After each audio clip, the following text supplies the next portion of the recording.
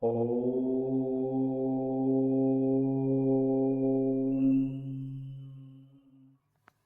साथियों, आप सभी का आपके चैनल सनातन धारा में बहुत बहुत स्वागत है। पिछली क्लास में हमने जाना कि लाल किताब के अनुसार बालिक और नाबालिग कुंडली क्या होती हैं तथा उसके उपाय और जांचते कैसे हैं, इसके बारे में हमने जाना। आज की क्लास में हम जानेंगे कि लाल किताब के अनुसार सोए हुए ग्रह क्या होते हैं तथा उन्हें जगाने की विधि क्या क्या है। दृष्टियों के अनुसार लाल किताब में एक कॉन्सेप्ट है सोए हुए ग्रह भाव। सोए हुए ग्रह वो किसी भी भाव में हो वह अपना पूर्ण परिणाम नहीं देते हैं। सोए हुए ग्रहों के पहले हम जानते हैं कि कौन सा हाउस पहले से ही एक्टिवेट होता है अथवा पहले सोया हुआ नहीं होता है। यदि किसी हाउस में 2 या 2 से अधिक ग्रह होते हैं अथवा उन पर किसी अन्य ग्रह की दृष्टि हो तो वह ग्रह अथवा घर सोया हुआ नहीं होगा, वह पहले से ही एक्टिवेट होगा। परंतु यदि किसी हाउस में कोई ग्रह ना हो और किसी हाउस से उस पर कोई ग्रह की दृष्टि ना हो, जब एक ही ग्रह हो और उस पर कोई दृष्टि ना हो तो वह सोया हुआ होगा। कुंडली में 12 भाव हैं। सभी भावों में यदि कोई भी ग्रह ना हो और दृष्टि भी ना हो तो वह भाव सोया हुआ होता है या सोया हुआ भाव कहलाएगा। यदि सोया हुआ ग्रह हो तो वह अपनी उम्र में स्वतः ही जागृत हो जाता है। मतलब जब उस ग्रह की एज आती है और वह ग्रह किसी हाउस में बैठा हुआ है तो वह अपनी एज में आते ही वह एक्टिवेट हो जाता है। जैसे किसी जातक का कोई ग्रह है सूर्य और उस पर किसी ग्रह की कोई दृष्टि नहीं है और वह अकेला बैठा हुआ है तो सोया हुआ है, परंतु यह और बिना किसी उपाय के ही यह भाई अपनी एज में मतलब 22वें साल यह एक्टिवेट हो जाएगा। चंद्र 24वें साल एक्टिवेट हो जाएगा। मंगल जातक की 28वें साल एक्टिवेट हो जाएगा, जागृत हो जाएगा। शुक्र जो होगा जातक की 25 साल की एज में जागृत हो जाएगा। बुध 34वें साल की एज में ऑटोमेटिक जागृत हो जाएगा। गुरु 32वें साल ऑटोमेटिक जागृत हो जाएगा। राहु 42वें साल एक्टिवेट हो जाएगा और केतु 48 साल की एज में एक्टिवेट हो जाएगा और शनि 36वें साल एक्टिवेट हो जाएगा। यानी कि यदि जातक किसी प्रकार का कोई उपाय नहीं करता है और ग्रह कोई भी ग्रह सोया हुआ हो तो अंततः 48वें साल की एज आते आते सारे ग्रह अपने आप एक्टिवेट हो जाएंगे और 48 साल के बाद सोए हुए ग्रहों के उपाय करने का कोई मतलब नहीं होता, क्योंकि 48वें साल तक आते आते सभी ग्रह ऑटोमेटिक एक्टिवेट हो जाते हैं। और 48वें साल तक यदि जातक नहीं सुधरता है, वो अपनी कार्यकलाप में कोई भी परिवर्तन नहीं लाता है और वह चीज़ों को नहीं समझता है तो आगे वह चीज़ों को नहीं समझेगा और उस पर प्रभाव नहीं करेगा। अब हम सोए हुए भावों को जगाने की विधि के बारे में जानेंगे। जैसे हम यहाँ पे 12 हाउस हैं और सभी 12 भावों को जगाने की विधि के बारे में आप जानेंगे। जैसे यदि फर्स्ट हाउस सोया हुआ है अथवा कह सकते हैं कि पहले हाउस में एक ग्रह है, उस पर किसी प्रकार का कोई भी ग्रह दृष्टि नहीं है लाल किताब के अनुसार, या फिर उस फर्स्ट हाउस में कोई भी ग्रह नहीं है तो वह सोया हुआ होगा। इस स्थिति में हम उसके परम मित्र का उपाय करेंगे या उच्च ग्रह जो होते हैं उनका उपाय करेंगे या मालिक ग्रह होते हैं उनका उपाय करेंगे हम, जो हम पिछली क्लास में पहले ही जान चुके हैं। तो इस फर्स्ट हाउस को एक्टिवेट करने के लिए जब यह सोया हुआ होगा तो हम सूर्य या मंगल का उपाय करेंगे।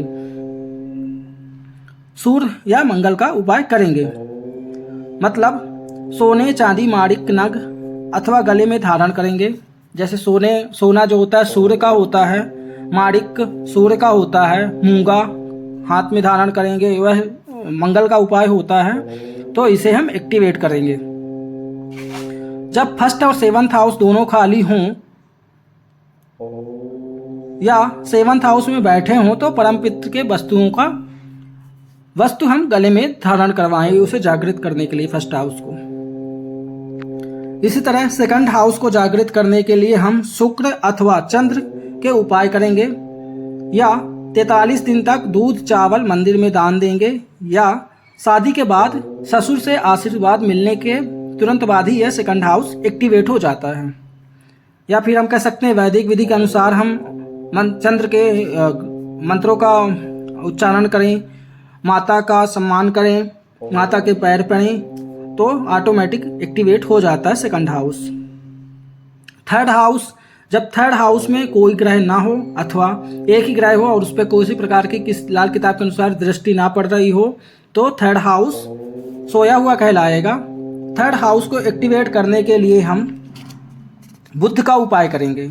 अब बुध का उपाय करने के लिए हम गणेश जी की पूजा कर सकते हैं, अथवा बुद्ध का उपाय करने के लिए बुद्ध से रिलेटेड रत्न को हम धारण करवा सकते हैं, जातक को, या अंगूठी या कड़ा परम मित्र के अनुसार हम पहन सकते हैं, मतलब कलाई में कड़ा अथवा अंगूठी बुद्ध के उपाय हम कर सकते हैं, तो यह एक्टिवेट हो जाएगा। फोर्थ हाउस को एक्टिवेट करने के लिए, जब फोर्थ हाउस में कोई एक ही ग्रह हो अथवा किसी भी प्रकार से एक ही ग्रह हो और किसी प्रकार से दृष्टि ना हो रही हो किसी ग्रह की, या फिर सोया हुआ हो, तो फोर्थ हाउस का उपाय करने के लिए हम चंद्र का उपाय करेंगे। जैसे चंद्र की वस्तुओं का दान देना, चावल और दूध का दान देना मंदिर में, ये चीज़ें हम कर सकते हैं। या चंद्र के मंत्रों का उपाय कर सकते हैं, और मोती को धारण कर सकते हैं, ये सब चीज़ें। फिफ्थ हाउस यदि सोया हुआ हो, तो फिफ्थ हाउस कब सोया हुआ होगा? जब उस पर कोई भी ग्रह की दृष्टि ना हो अथवा एक ही ग्रह हो और किसी प्रकार की कोई भी दृष्टि ना हो रही हो, तो वह ग्रह फिफ्थ हाउस सोया हुआ होगा। तो इस कंडीशन में हम सूर्य के उपाय करेंगे, माणिक्य धारण करवाएंगे, सूर्य के मंत्रों का उपाय करवाएंगे, ये सब चीज़ें। और या फिर सरकारी स्कूल में बच्चों के लिए गुड़ जो होती हैं रेवड़ियाँ या मुरमुरे मीठी चीज़ें, वो बच्चों पे बंटवा देंगे। तो यह होगा फिफ्थ हाउस को एक्टिवेट करने का उपाय। सिक्स्थ हाउस को एक्टिवेट करने के लिए हम राहु का उपाय करेंगे, राहु के मंत्रों का उपाय करेंगे, या फिर कुएं तालाब में उस ग्रह की वस्तुओं का हम प्रवाहित करेंगे। सेवंथ हाउस को एक्टिवेट करने के लिए हम शुक्र को एक्टिवेट करेंगे, शुक्र की ताकत को बढ़ाएंगे। मतलब जब सेवंथ हाउस में कोई भी ग्रह ना हो, उस पर किसी या एक ही ग्रह हो और उस पर किसी प्रकार की दृष्टि ना हो, तो सेवंथ हाउस सोया हुआ होगा। उस कंडीशन में हम शुक्र का उपाय करेंगे, जैसे गौ की सेवा करना, शुक्र से रिलेटेड रत्न को धारण करना, शुक्र के मंत्रों का उपाय करना, ये सब चीज़ें। एट्थ हाउस में यदि किसी प्रकार की दृष्टि ना हो रही हो, एक ही ग्रह बैठा हो, या फिर सोया हुआ हो, कोई भी ग्रह ना हो, तो एट्थ हाउस सोया हुआ होगा। इसे जगाने का मेरे हिसाब से कोई भी सेंस नहीं बनता है, क्योंकि यह शमशान का मतलब मृत्यु का ग्रह होता है। यदि किसी को एक्टिवेट करना हो तो पीपल का पेड़ 43 दिन तक स्मशान घाट पे लगवा सकता है। नाइन्थ हाउस यदि सोया हुआ हो तो हम गुरु का उपाय करेंगे, मंदिर में जाना, केसर का तिलक माथे पे लगाना, नाभि जुबान पे लगाना, ये सब चीज़ें नाइन्थ हाउस को एक्टिवेट करने का उपाय होगा। या फिर पुखराज को धारण करना, ये सब चीज़ें, गुरु के मंत्रों का उच्चारण करना। टेंथ हाउस में यदि कोई ग्रह नहीं है, उस पर एक ही ग्रह है, तो उसमें किसी प्रकार की दृष्टि ना हो रही हो, तो वह 10th हाउस सोया हुआ होगा। और इसे एक्टिवेट करने के लिए हम शनि के उपाय करेंगे, शनि के मंत्रों का जाप करवाएंगे, शनि से रिलेटेड वस्तुओं का दान देंगे, या 43 दिन तक सरकारी संस्था में 2 मुट्ठी सौंफ रखे तो 10th एक्टिवेट हो जाएगा, 10th हाउस ऑटोमेटिक एक्टिवेट हो जाएगा 2 मुट्ठी सौंफ रखने के। परंतु इसमें ध्यान रखें कि वह सरकारी स्कूल ना हो, उसके अलावा हम किसी भी सरकारी संस्थान पे PWD हो या फिर रेलवे स्टेशन हो या फिर कोई भी अन्य सरकारी संस्थान हो, वहाँ पे हम 2 मुट्ठी सौंफ रख करके 10th हाउस को एक्टिवेट कर सकते हैं। या फिर शनि का उपाय हम कर सकते हैं। शनि के उपाय, मजदूरों को भोजन कराना, विकलांगों को भोजन कराना, ये सब चीज़ें। 11th हाउस को एक्टिवेट करने के लिए 11th हाउस में यदि किसी प्रकार की दृष्टि ना हो रही हो, एक ही ग्रह बैठा हो या सोया हुआ हो, तो 11th हाउस को एक्टिवेट करने के लिए हम अगेन शनि के ही उपाय करेंगे। इसमें हम दफ्तर में उस परम मित्र की वस्तुओं को हम अपने दफ्तर में रखें। ये देखने याद रखना चाहिए कि साउथ फेसिंग ना हो। 12th हाउस में जब किसी भी ग्रह की दृष्टि ना हो अथवा एक ही ग्रह हो और किसी भी ग्रह की दृष्टि ना हो या खाली हो, तो वह सोया हुआ होगा। इस कंडीशन में हम गुरु के उपाय करेंगे। और 12th हाउस हमारा छत होता है, तो हम एक गोल्ड किनारा वाला झंडा को हम घर की छत पे लगा सकते हैं। इससे हम 12th हाउस को एक्टिवेट कर सकते हैं। ये रहे सोए हुए ग्रहों को जगाने के उपाय, जिसमें हम मेनली उच्च ग्रहों या मालिक ग्रह या परम मित्र के वस्तुओं का हम उपयोग करते हैं। परम मित्र के ग्रहों को हम जगाते हैं, उनको बल देते हैं, जिससे वह एक्टिवेट होते हैं। परंतु 6th हाउस को हम 6th हाउस हमारे साथ बुध और केतु का होता है, परंतु हम राहु को यहाँ पे बल देते हैं। इसी तरह बाकी ग्रहों को बाकी उनके मालिक ग्रह या उच्च ग्रह के अनुसार हम एक्टिवेट करते हैं। या फिर हम कुछ भी नहीं करते हैं। जैसे 5th हाउस होता है हमारी संतान का, तो संतान जैसे ही उत्पन्न होगी तो हमारा 5th हाउस एक्टिवेट हो जाएगा। 7th होता है हमारा जीवन साथी का या शादी का, तो 7th हाउस जैसे शादी होगी उसी टाइम पे एक्टिवेट हो जाएगा।